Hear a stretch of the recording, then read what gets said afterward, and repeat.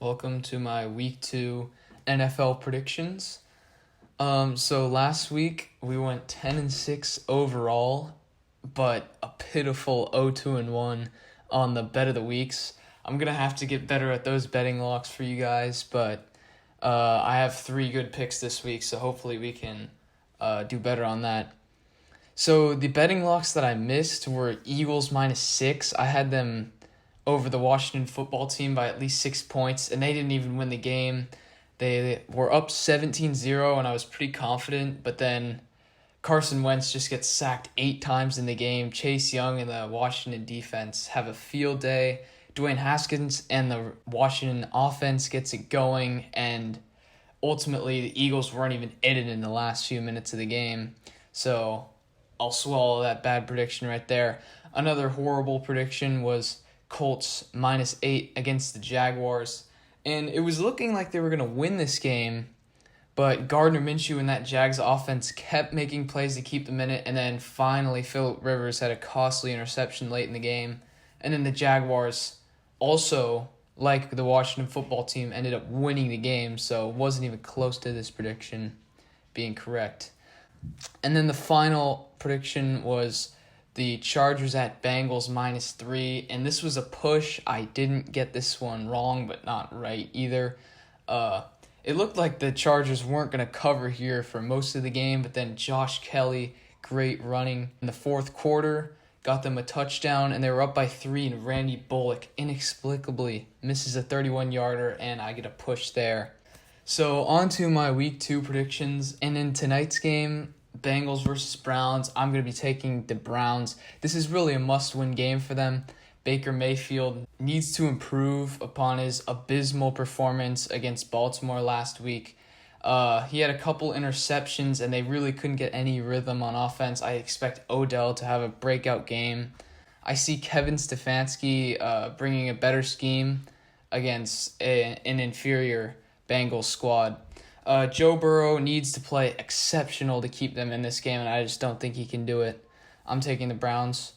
On to Sunday's games. I have the Titans. They are big favorites over the Jaguars.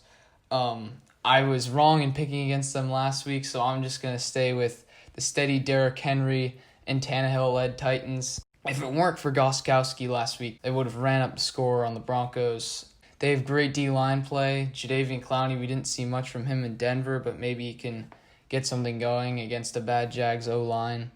I see the Titans dominating possession in this one and winning big. Panthers at Bucks. Now, many overreacted after that first Bucks loss, and I'm saying that the Panthers' defense is abhorrent and that the Bucks are just going to shred it up. Tom Brady is going to have a field day, and I say that the Buccaneers are going to win big. Teddy Bridgewater did look pretty good against the Raiders' defense, and the Bucs' defense wasn't great in the Week 1 matchup, so look out for that. This could be a shootout, but I'm going to say that the Buccaneers are going to win. On to the Steelers hosting the Broncos, and I'm going to take Pittsburgh here big. Drew Lock just needed to get over the hump in that game, just needed one more drive to solidify the lead, but he just couldn't.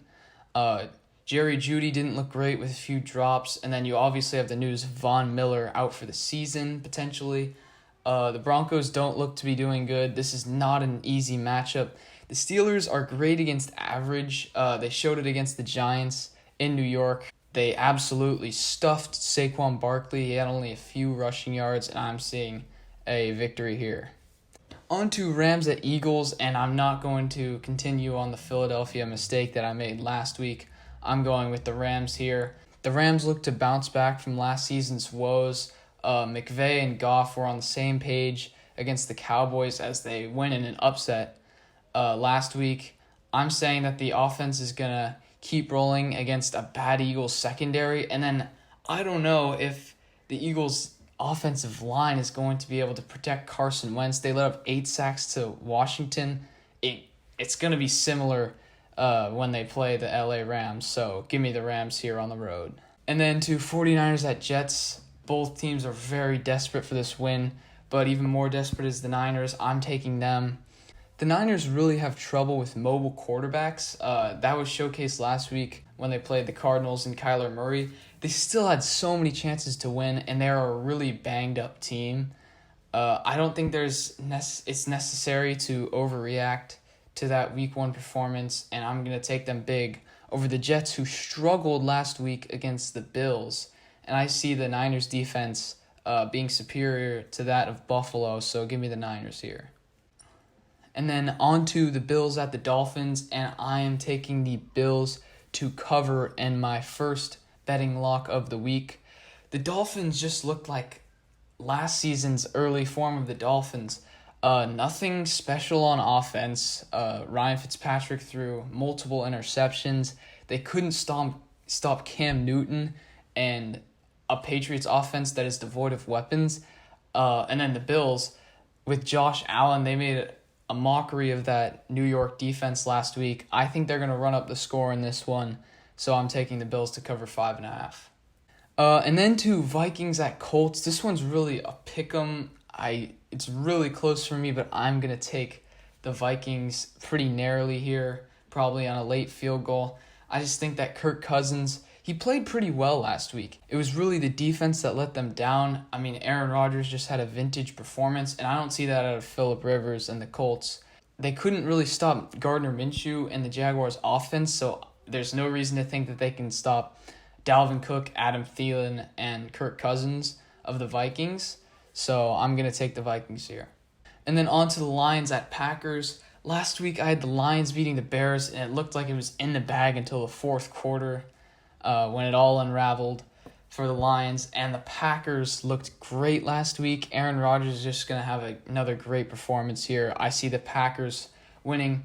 The Lions have played the Packers pretty close in recent memory, and with Matthew Stafford, and they might be a little bit desperate here, knowing that they're 0-1, should have easily won that first game, so they're going to come out fighting. This is going to be a really close game. I was considering picking Detroit, but going to go for Aaron Rodgers here. And then Atlanta at Dallas, two very desperate teams at 0-1, both playoff hopefuls. And I'm going to take the Cowboys narrowly here. The Falcons just didn't show me enough in that Week 1 performance. Their defense had no answer for Chris Carson and Russell Wilson. Russell Wilson did whatever he wanted, and Dak Prescott's going to do similar things here. Matt Ryan had all the yards in the world, but it didn't seem like they were ever getting into the end zone until garbage time in that game. So I just don't think they're going to have enough against Dallas, but it's going to be very close.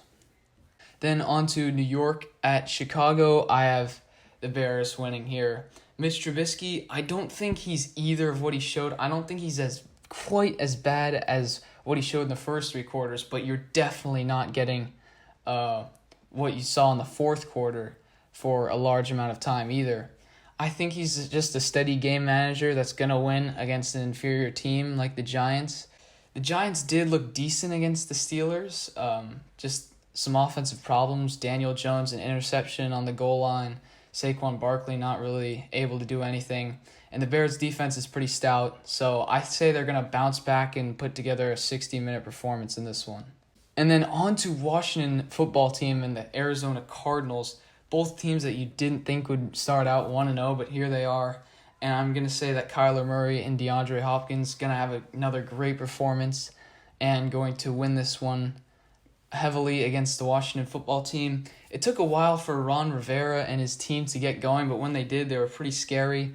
But I don't think their D-line, much like the 49ers, who do get pressure on the quarterback, but can they neutralize Kyler Murray's running ability? I think not. I'm going to go with Arizona here. And then to Chiefs at Chargers. The Chargers really did not look promising in that Week 1 victory. So I'm going to take the Chiefs big. There's no reason to pick against them. Patrick Mahomes and then the rookie Clyde Edwards-Helaire. I think they're going to have a field day against this Chargers defense. On to my second betting lock of the week. I'm going to take the Ravens -7 against the Texans. The Texans couldn't stop the Chiefs' offense, letting up 31 unanswered points on that Thursday night game, and they're not going to be able to stop Lamar Jackson in this highly touted running offense. I think it's going to be more of the same of what they showed against the Browns. The Texans might score a few more touchdowns as Deshaun Watson is superior to Baker Mayfield, but this one is not going to be close enough to be within 7 points. I have the Ravens winning big. And then my last betting lock of the week is the Seahawks -3.5 hosting the Patriots. Russell Wilson, an MVP caliber performance against Atlanta, as I already mentioned. And the Patriots did not look great in that week 1 win against the Dolphins. Cam Newton showed some running ability, but as for the passing game that they're going to need to dial in, I don't know if it's going to occur in this one. I have the Seahawks winning by at least 4 points. And then to the Monday nighter, the first game at Allegiant Stadium in Las Vegas, Raiders take on the Saints. I was considering going with the upset, but not going to pull it off. I just think that the Raiders defense, they got shredded by the Panthers and Teddy Bridgewater last week. Imagine what's going to go on here. Saints are without Michael Thomas for this one. I have them winning narrowly on the road.